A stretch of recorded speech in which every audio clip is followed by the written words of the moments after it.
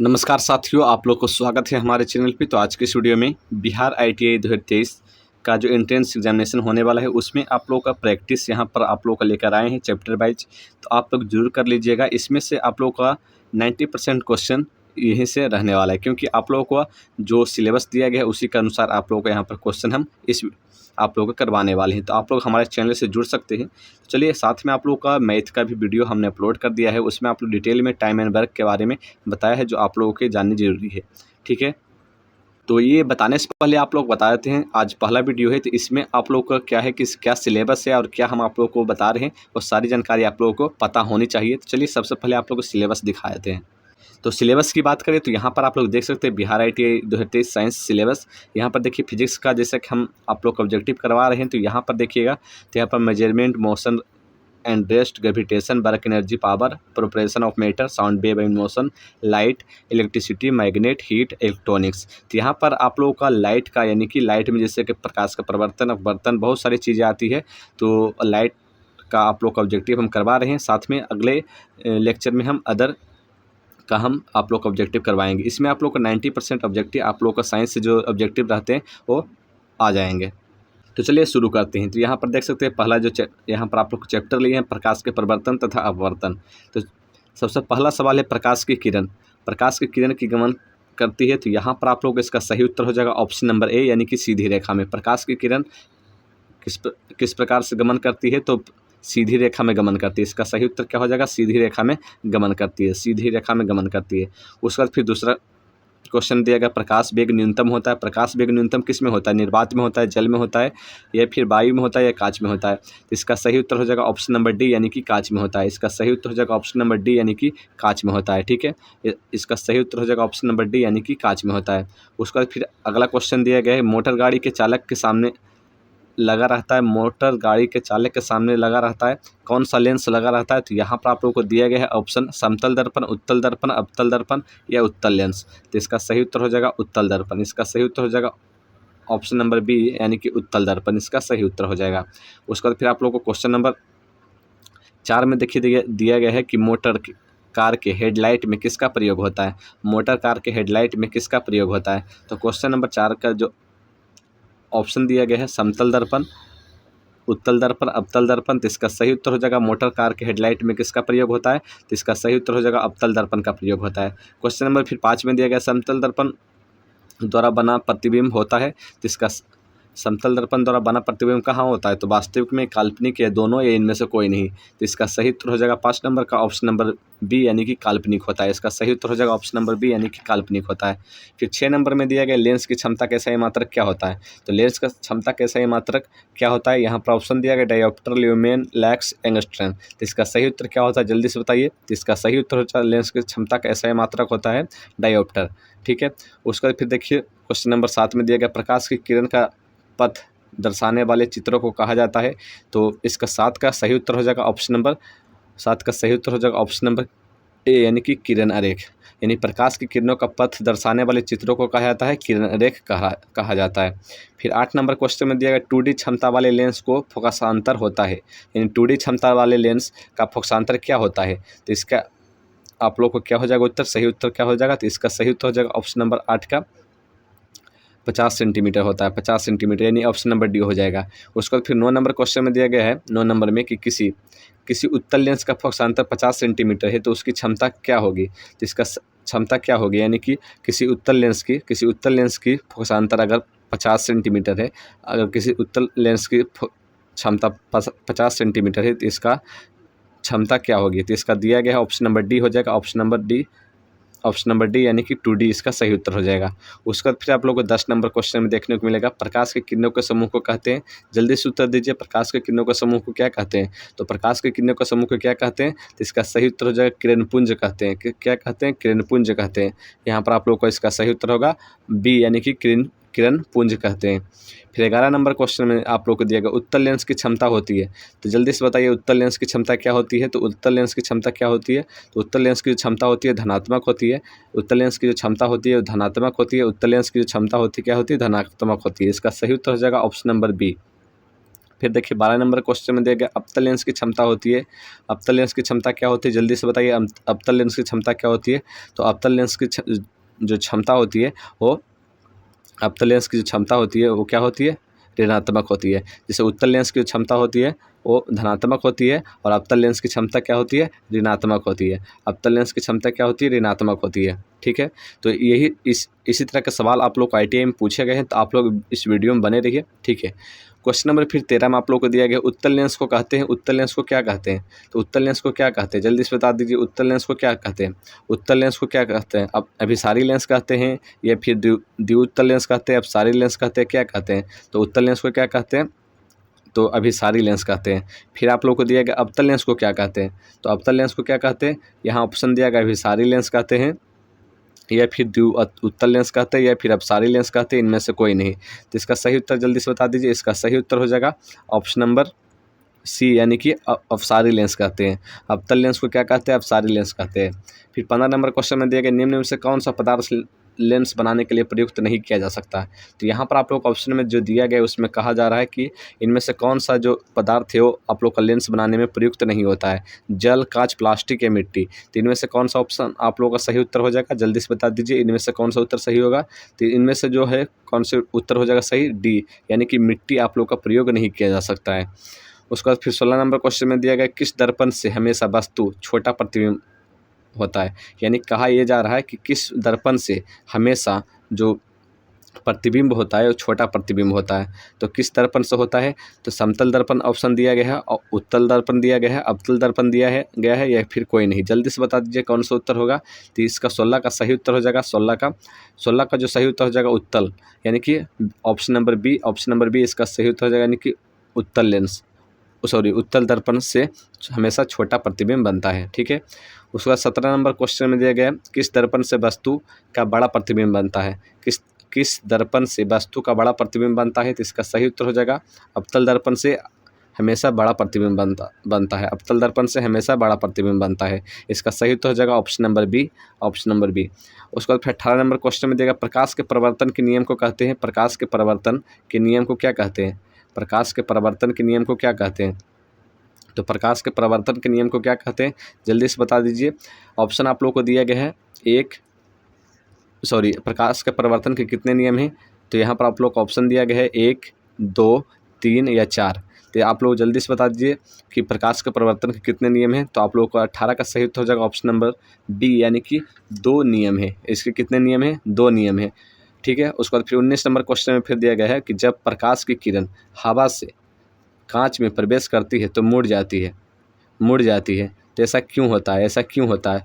यहाँ पर आप लोग को पूछा गया है कि ऐसा क्यों होता है। तो यहाँ पर आप लोग को ऑप्शन दिया गया है कि अभिलंब से दूर होने पे, अभिलंब के निकट होने पर, अभिलंब के समानांतर होने पर, या इनमें से कोई नहीं। इसका सही उत्तर हो जाएगा अभिलंब के निकट होने पे।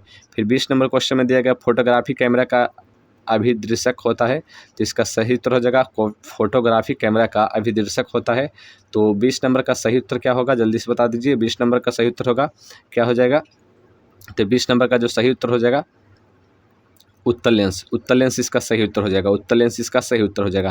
फिर 21 नंबर क्वेश्चन में दिया गया साइड मिरर के रूप में प्रयुक्त होता है। तो साइड मिरर के रूप में कौन सा दर्पण आप लोग का प्रयुक्त होता है? अवतल दर्पण, उत्तल दर्पण, उत्तल लेंस या प्रिज्म, ये आप लोग बताना है। कौन सा आप लोग का प्रयोग होता है? उत्तल दर्पण प्रयोग होता है। इसका सही उत्तर हो जाएगा ऑप्शन नंबर बी, यानी कि उत्तल दर्पण।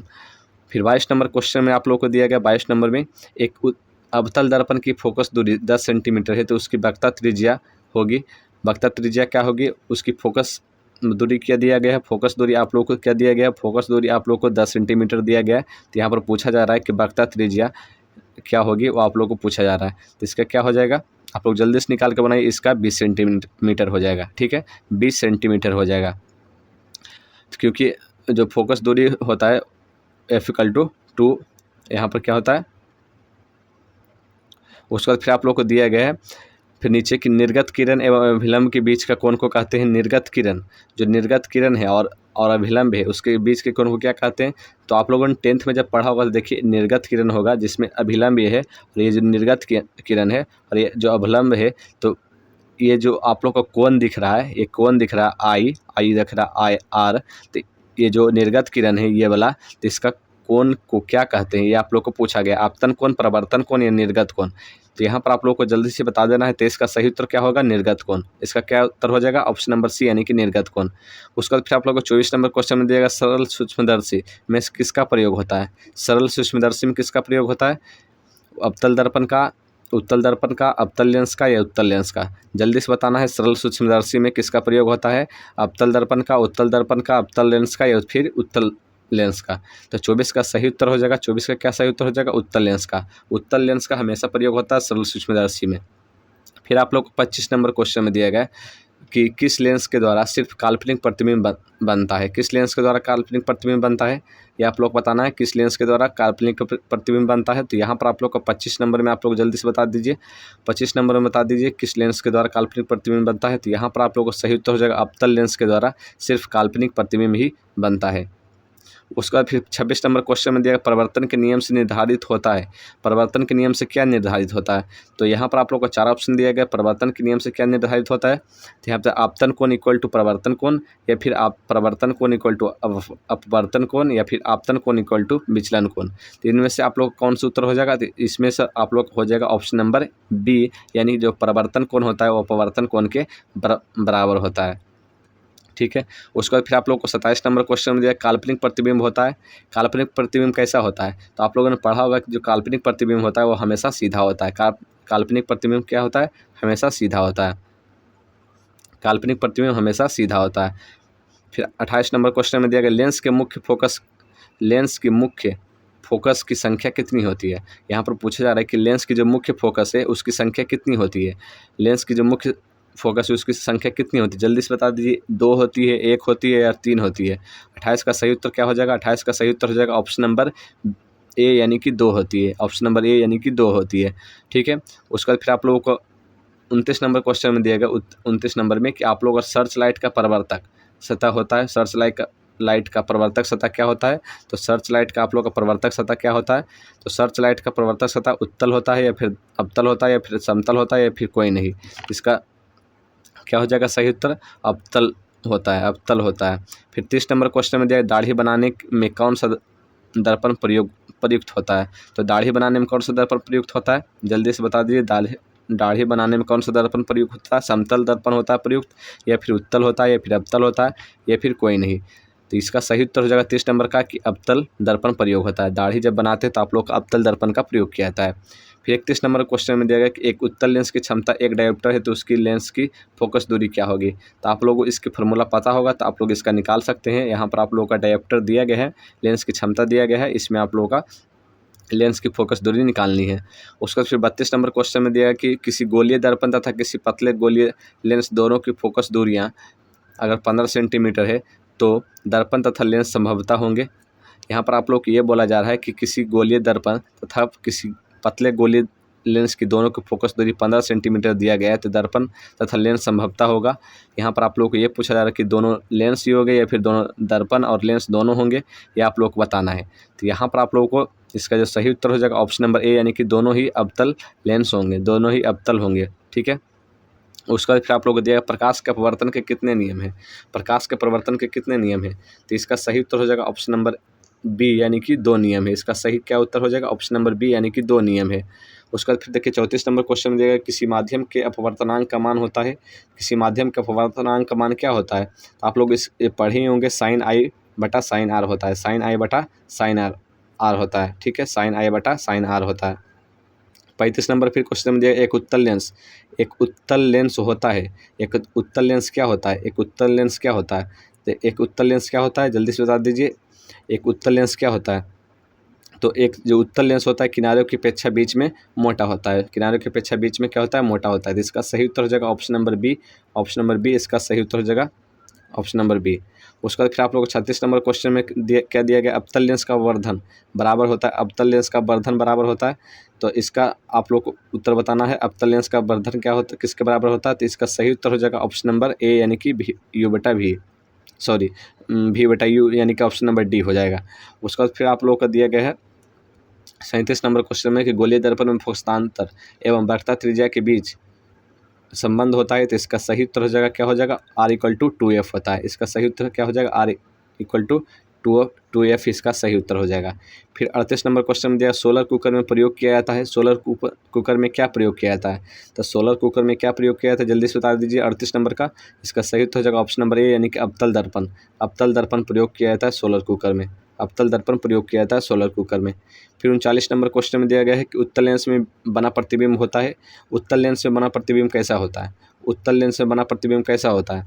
तो उत्तल लेंस में जो बना प्रतिबिंब होता है वो वास्तविक और उल्टा होता है। वास्तविक और उल्टा होता है। इसका सही उत्तर हो जाएगा ऑप्शन नंबर बी यानी कि वास्तविक और उल्टा। फिर 40 नंबर क्वेश्चन में दिया गया उत्तल लेंस में जब बिंब एफ और 2f के बीच रखा जाता है। जब उत्तल लेंस में एफ बिंब जो है एफ और 2f के बीच में रखा तब बना प्रतिबिंब होता है। तो बना प्रतिबिंब कहाँ होता है? बड़ा और वास्तविक होता है। क्या होता है? बड़ा और वास्तविक होता है। इसका सही उत्तर हो जाएगा ऑप्शन नंबर ए यानी कि बड़ा और वास्तविक। फिर आप लोगों का दिया गया है 41 नंबर क्वेश्चन में कि दो वक्रीय पृष्ठों से घिरे ठोस माध्यम को कहते हैं। तो दो वक्रीय पृष्ठों से घिरे ठोस माध्यम को क्या कहते हैं? तो इसका सही उत्तर हो जाएगा 41 का गोलीय लेंस कहते हैं। क्या कहते हैं? गोलीय लेंस कहते हैं। क्या कहते हैं? गोलीय लेंस कहते हैं। फिर आप लोग को 42 नंबर क्वेश्चन में दिया गया वह गोलीय दर्पण जो बाहर की तरफ वक्रित हो कहलाता है। तो यहाँ पर आप लोग को 42 का सही उत्तर क्या हो जाएगा? उत्तल दर्पण हो जाएगा। उत्तल दर्पण हो जाएगा। इसका सही उत्तर हो जाएगा ऑप्शन नंबर सी यानी कि उत्तल दर्पण हो जाएगा। ऑप्शन नंबर सी 42 का सही उत्तर हो जाएगा ऑप्शन नंबर सी यानी कि उत्तल दर्पण। फिर 43 नंबर में दिया गया गोलीय दर्पण के प्रवर्तक पृष्ठ के केंद्र को दर्पण का कहा जाता है। तो 43 का सही उत्तर क्या हो जाएगा? 43 का सही उत्तर क्या हो जाएगा? तो जो 43 का सही उत्तर हो जाएगा यानी क्या कहते हैं? गोलीय दर्पण और प्रवर्तक के केंद्र को दर्पण का क्या कहा जाता है? तो यहाँ पर सही उत्तर हो जाएगा 43 का ऑप्शन नंबर बी यानी कि ध्रुव कहते हैं। तो चलिए आज की इस वीडियो में इतना तक ही और अगले वीडियो में आप लोग हम बताएंगे। साथ ही इसी तरह के वीडियो आप लोग देखते रहिए। आप लोग को ITI के पूरा हम सिलेबस 18 दिनों के अंदर आप लोग पूरा करने वाले हैं। तो आप लोग इस वीडियो को पूरा देखिए। साथ ही चैनल पर पहली बार आए तो चैनल को सब्सक्राइब कीजिए। इस तरह के वीडियो देखने के लिए हमारे चैनल से जुड़े रहिए। धन्यवाद।